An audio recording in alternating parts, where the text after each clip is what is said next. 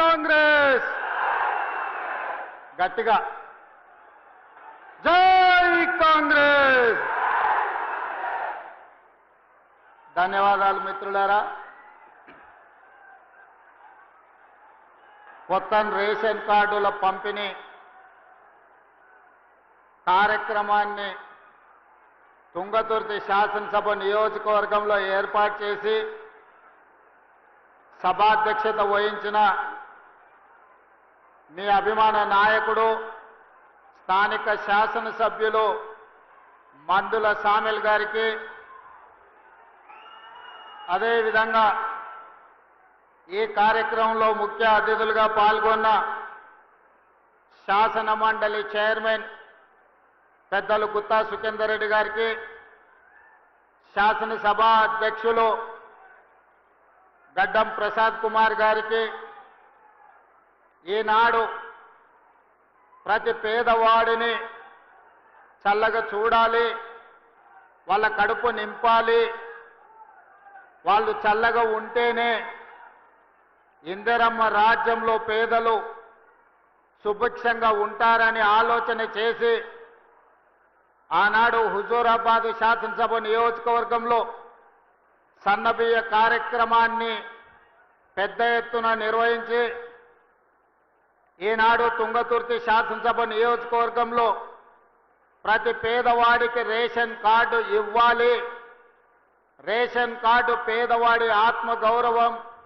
పేదవాడి గుర్తింపు, పేదవాడి ఆకలిని తీర్చే ఒక గొప్ప ఆయుధమని ఆలోచన చేసి ఇంత గొప్ప కార్యక్రమాన్ని ఏర్పాటు చేసిన పెద్దలు సోదరులు సాగునీటి పారుదల శాఖ మాత్యులు civil supplies minister Uttam Kumar Reddy గారికి, అదేవిధంగా జిల్లా ఇన్ఛార్జ్ మినిస్టర్ మిత్రులు అట్లూరి లక్ష్మణ్ గారికి, అదేవిధంగా భూభారతి చట్టాన్ని తెచ్చి పేదలకు చుట్టంగా మార్చిన మిత్రులు రెవెన్యూ శాఖ మాత్యులు పొంగులేటి శ్రీనివాసరెడ్డి గారికి, మిత్రులు కాంగ్రెస్ పార్టీ అధ్యక్షులు శాసన మండలి సభ్యులు మహేష్ కుమార్ గౌడ్ గారికి, మీ అభిమాన నాయకుడు స్థానిక పార్లమెంట్ సభ్యులు మిత్రులు చామల కిరణ్ రెడ్డి గారికి, అదేవిధంగా పార్లమెంట్ సభ్యులు కేంద్ర మాజీ మంత్రివర్యులు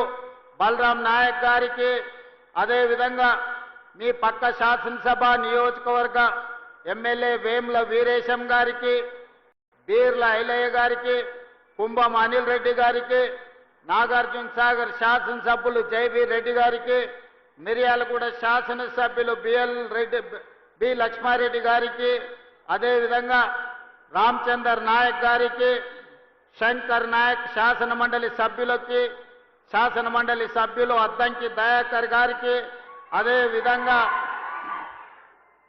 మురళీ నాయక్ గారికి, యశస్విని రెడ్డి గారికి, వేదిక మీద ఉన్న పెద్దలందరికీ, ప్రభుత్వ అధికారులకు, ప్రాణ సమానులైన తుంగతుర్తి శాసనసభ నియోజకవర్గ నలుమూలల నుంచి విచ్చేసిన వేలాది మంది మా ఆడబిడ్డలందరికీ కూడా మనస్ఫూర్తిగా ధన్యవాదాలు, కృతజ్ఞతలు. మిత్రులారా, ఆనాడు శాసనసభ ఎన్నికల సందర్భంగా వివిధ ప్రాంతాలలో పర్యటన చేస్తూ దాదాపుగా 6 గంటలు ఆలస్యంగా వచ్చిన తుంగతుర్తి ఆనాడు బహిరంగ సభలో లైట్లు లేకపోయినా, చీకట్లు ముసురుకున్నా మీరే మీ సెల్ ఫోన్లతో లైట్లు పెట్టి ఆనాడు పెద్ద ఎత్తున వేలాది మంది కాంగ్రెస్ పార్టీ కార్యకర్తలు తరలి వచ్చి తప్పకుండా తుంగతుర్తి శాసనసభ నియోజకవర్గ గడ్డ మీద కాంగ్రెస్ జెండా ఎగరేస్తామని అండగా నిలబడి ఆనాటి తర్వాత మళ్ళీ ఈనాడు కూడా అదే ఉత్సాహంతో ఊపుతో మీరందరూ కూడా నన్ను కలవడానికి అభినందించడానికి విచ్చేసినందుకు మీకు అందరికీ మనస్ఫూర్తిగా ధన్యవాదాలు. మిత్రులారా, ఈ తుంగతుర్తి గడ్డకు ఒక గొప్ప చరిత్ర ఉన్నది. ఇంతకుముందే చెప్పిండ్రు, భీమిరెడ్డి నరసింహారెడ్డి గారి నుంచి మొదలు పెడితే ఈ నల్గొండ జిల్లాలో సాయుధ రైతాంగ పోరాటానికి ఊపిరిలూది ఆనాడు ఇది నల్లగొండ అని ఈనాడు ఇది నల్లగొండ అంటే ఆనాడు ఇది నల్లగొండ కాదు ఎర్రగొండ అని చెప్పి ఈ ప్రాంతం నుంచి ఉద్యమానికి ఊపిరులూది భూమి కోసం భుక్తి కోసం విముక్తి కోసం సాయుధ రైతాంగ పోరాటాన్ని నిర్మించి నిజాము నవాబుల నుంచి రజాకర్ల నుంచి విముక్తి కలిగించిన గడ్డ ఏది అంటే అది నల్లగొండ గడ్డ తుంగతుర్తి ప్రాంతం అని చెప్పి ఈరోజు మనం చెప్పుకోక తప్పదు. ఈ నల్లగొండ ప్రాంతానికి మొట్టమొదటి పార్లమెంట్ ఎన్నికలు జరిగినప్పుడు ఆనాటి ప్రధానమంత్రి పండిట్ జవహర్లాల్ నెహ్రూ కంటే కూడా రావి నారాయణ రెడ్డి గారికి అత్యధిక మెజారిటీ ఇచ్చి ఈ ప్రాంత సాయుధ రైతాంగ పోరాట పౌరుషాన్ని దేశానికి చాటి చెప్పిన ప్రాంతం. ఈ ప్రాంతంలో ఒక ధర్మభిక్షం కావచ్చు, ఒక దొడ్డి కోమరయ్య కావచ్చు, ఆరుట్ల కమలాదేవి కావచ్చు, మల్లు స్వరాజ్యం కావచ్చు, సాయుధ రైతాంగ పోరాటంలో నిలబడి పేదల కోసం అసూల బాసిన వాళ్ళు ఎంతో మంది నల్గొండ జిల్లా నుంచి ఉన్నారు. ఈ నల్గొండ జిల్లా చరిత్రనే తెలంగాణ చరిత్ర అంటే అతిశయోక్తి కాదు. ఈనాడు తెలంగాణ చరిత్ర ఎవరు లిఖించినా, చరిత్రకారులు ఎవరు ప్రస్తావించినా నల్గొండ గడ్డ గురించి ప్రస్తావించకుండా ఉండలేరు. అలాంటి గడ్డ మీద నుంచి ఈనాడు పేదలకు అందించే రేషన్ కార్డుల కార్యక్రమాన్ని ఏర్పాటు చేసుకోవడం అంటే తెలంగాణ నలుమూలల పేదలకు 4 కోట్ల మంది ప్రజలకు ఈ రోజు కడుపు నిండా సన్న బియ్యం వండి అన్నం పెట్టే రోజులు వచ్చినాయి. అందుకే వేలాది మంది మా అక్కలు మా ఆడబిడ్డలు ఇక్కడికి వచ్చి ఆశీర్వదించడానికి వచ్చిండ్రు. వాళ్ళందరినీ నేను మనస్ఫూర్తిగా అభినందిస్తున్నా. మిత్రులారా, ఈ నల్గొండ జిల్లాలో కాంగ్రెస్ పార్టీకి ఉన్న అనుబంధం ఈ నల్గొండ ప్రాంతాన్ని సస్యశ్యామలం చేయాలని ఆనాటి మొట్టమొదటి ప్రధానమంత్రి పండిట్ జవహర్లాల్ నెహ్రూ గారు నాగార్జున సాగర్ని నిర్మించి నల్గొండ జిల్లాకు నీళ్లు ఇవ్వాలని నాగార్జున సాగరే కాదు శ్రీశైలం కావచ్చు, ఎస్ఆర్ఎస్పి కావచ్చు, ఆనాడు పండిట్ జవహర్లాల్ నెహ్రూ గారు కట్టిన ప్రాజెక్టులే ఇవాళ తెలంగాణ ప్రాంత రైతాంగాన్ని వీళ్లు తడుపుతున్నాయి. అదే కాదు, ఈ నల్గొండ జిల్లాలో ఈ ప్రాంతంలో పారుతున్న మూసీ నది ఆనాడు కాంగ్రెస్ పార్టీ నిర్మించింది. కాంగ్రెస్ పార్టీ నల్గొండ జిల్లాకు నీళ్లు ఇచ్చింది. ఇవాళ నేను అడుగుతున్న మిత్రులారా, ఇవాళ ఒక ఆయన ఎట్లొస్తాడో ముఖ్యమంత్రి అడ్డుకుంటా ఆయన గోదావరి నీళ్లు తేలేదు అని అన్నాడట. నేను ఆయనకు చెప్పదలుచుకుని పక్కనే కూతవేటు దూరం ఉంది, ఈ పక్కనే ఉన్నాడు. ఆయన ఉన్నది 3 అడుగులు, ఆయన 6 అడుగులు ఎత్తే కూర్చున్నాడంట ముఖ్యమంత్రిని అడ్డుకుంటా అని. 3 అడుగులు ఆయనకు నేను ఒక మాట చెప్పదలుచుకున్నా. 3 రోజులు అవకాశం ఇస్తే గోదావరి జలాలు తుంగతుర్తి నియోజకవర్గానికి తెస్తా అని ఆయన పేపర్ల ప్రకటన చూసిన. 3 రోజులు కాదు, 10 ఏళ్ళు మీకు అవకాశం ఇచ్చిండు. ఎందుకు దేవాదుల నుంచి తుంగతుర్తికి నీళ్లు తీసుకురావలేదు? గోదావరి జలాలతోని ఈ ప్రాంత భూములను ఎందుకు తడపలేదు అని నేను అడుగుతున్నా.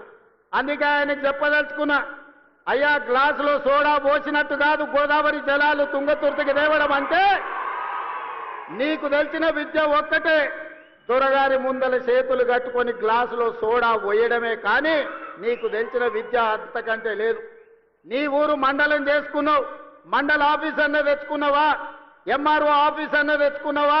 పోలీస్ స్టేషన్ అన్న తెచ్చుకున్నావా? 10 ఏళ్ళు మంత్రిగా ఉండి నీ నాయకుడు ముఖ్యమంత్రిగా ఉంటే నీ సొంత మండలానికి ఒక ఎంఆర్ఓ ఆఫీస్, ఎంపీడీఓ ఆఫీస్, ఒక పోలీస్ స్టేషన్ తెచ్చుకోలేని సన్నాసివి ఇవాళ మా మందుల సామెలు తీసుకొస్తే సిగ్గుతో తల ఉంచుకోవాల్సింది పోయి ముఖ్యమంత్రిని ప్రభుత్వ కార్యక్రమాన్ని అడ్డుకుంటానని ఆయన ప్రగల్భాలు పలుకుతుండు. ఏది ఒక్కసారి అడ్డుకొని చూడు, మా తుంగతుర్తి నియోజకవర్గంలో కాంగ్రెస్ పార్టీ కార్యకర్తలు చూసుకుంటారు. గా పక్కనే రామరెడ్డి దామోదర్ రెడ్డి గారు ఉన్నారు ఊరికాడ. మేమందరం ఈ వేదిక మీద ఉన్న వాళ్ళు ఎవరు అక్కర్లేరు.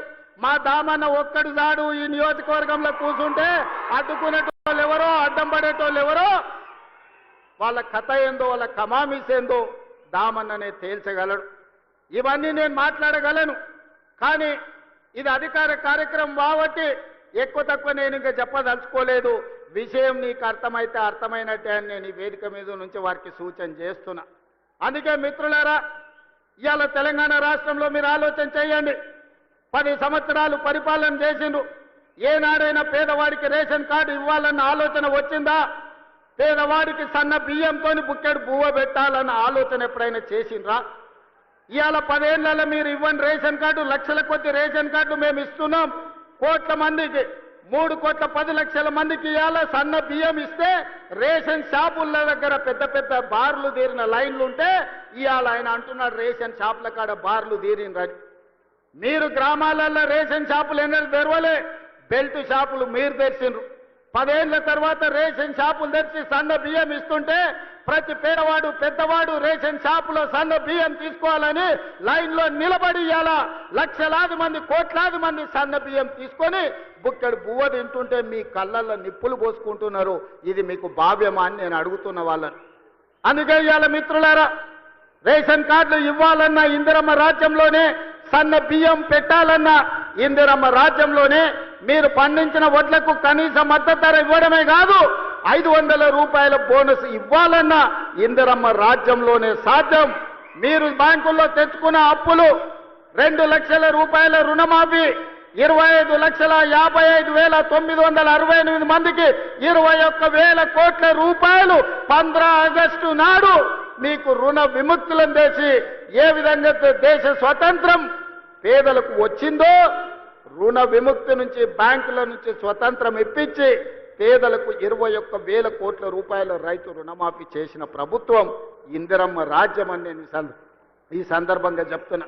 ఇదే కాదు, రైతు భరోసా ఇస్తలేరు. రైతు భరోసా రేవంత్ రెడ్డి ఎగ్గొట్టాడు.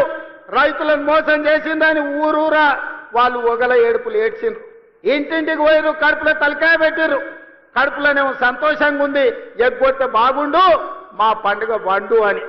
కానీ ఆనాడు తుమ్మల నాగేశ్వరరావు గారిని, బట్టి విక్రమార్క గారిని, మంత్రివర్గ సభ్యులందరినీ పిలిచి పేదలకు రైతు భరోసా చెయ్యాలి, 9 రోజుల్లో 9,000 కోట్లు, 1,49,00,000 మంది రైతులకు ఈ రోజు మన 1,49,00,000 ఎకరాలకు 70 లక్షల మంది రైతులకు 9,000 కోట్లు రైతు భరోసా ఖాతాలో 9 రోజుల్లో వేసి రైతుల కళ్ళల్లో సంతోషం చూసినాం.